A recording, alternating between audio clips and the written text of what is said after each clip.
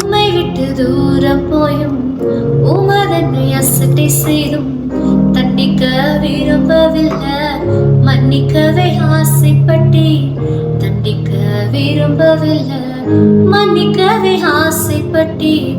உம்மை விட்டு தூரம் போயும் உமதன்னை அசட்டை செய்தும் தண்டிக்க விரும்பவில்லை, மன்னிக்கவே ஆசைப்பட்டி. தண்டிக்க விரும்பவில்லை, மன்னிக்கவே ஆசைப்பட்டி. Price Lord everyone. இயேசுவின் ஆயுதம். நம்ம செய்யற தவறுகளுக்கு தண்டனைகள் அப்படின்றது நம்ம லைஃப்ல கண்டிப்பா வாங்கியிருப்போம் இல்லையா? ஸ்கூல் லைஃபா இருக்கட்டும் சரி, காலேஜா இருக்கட்டும் சரி, ஒர்க்கா இருக்கட்டும் சரி, என் வீட்டுல கூட நம்ம தண்டனைகள் கண்டிப்பா வாங்கியிருப்போம். இன்னும் சொல்ல போனா ஏசு பாட்டு தான் நம்ம தண்டனை வாங்கியிருப்போம். ஏன்னா என்னம்மா சொல்ற, நம்ம செய்யற தவறுக்கு தான் அவர் தண்டனை ஏற்றுக்கிட்டாரு அப்படி எப்படின்னு கேக்குறீங்களா?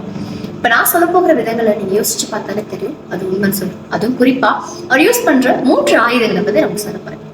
முதல் ஆயுதம், ஏசப்பா நம்மளுக்கு தண்டனை கொடுக்கறதுக்கு யூஸ் பண்ற முதல் ஆயுதம் மன்னிப்புங்க. உலகத்துல நம்ம தப்பு செஞ்ச உடனே நம்மளுக்கு என்ன கிடைக்கும்? உடனே நம்ம ஜட்ஜ் பண்ணிடுவாங்க. அந்த தப்பு சொல்லி நம்மளை குற்றப்படுத்திட்டே இருப்பாங்க. இவங்க இப்படிதான், இதுக்கு மேல இல்ல அப்படி சொல்லி அந்த தப்பை சொல்லி சொல்லி சொல்லி சொல்லி நம்மளை குற்றப்படுத்தி கொண்டேதான் இருப்பாங்க. தவிர மன்னிப்பு அப்படின்றது கண்டிப்பா கிடைக்காது. ஆனா அப்பா அப்படி இல்லைங்க. நம்ம செய்த தவறு பெருசோ சின்னதோ, அப்பா என்னை மனுஷனுகள் சொல்றதுக்கு முன்பாகவே மன்னிக்கிற கரங்கள் நம்மளை அணைக்கிறதுக்கு ரொம்ப ரெடியா இருக்கும். அடிக்கிற அடியை கூட வாங்கிடலாம். ஆனா அந்த மன்னிப்பு அப்படின்றது மரணத்தின் வழியோட ரொம்ப கொடிதாங்க. அந்த மன்னிப்பை நீங்களும் வாங்கியிருப்பீங்க, அந்த தண்டனை நீங்களும் வாங்கியிருப்பீங்க. நான் நினைக்கிறேன் நீங்க வாங்கின தண்டனையை மற்றவங்களுக்கு கொடுங்க, அதோட மகிமையான ஆசீர்வாதம் பெற்றுக்கொள்ளுங்க. ஒண்ணுதான் சொல்லியிருக்கிறேன், இன்னும் 2 காரணம் நினைக்கிறீங்களா? நெக்ஸ்ட் வீடியோல பார்ப்போம். God bless you.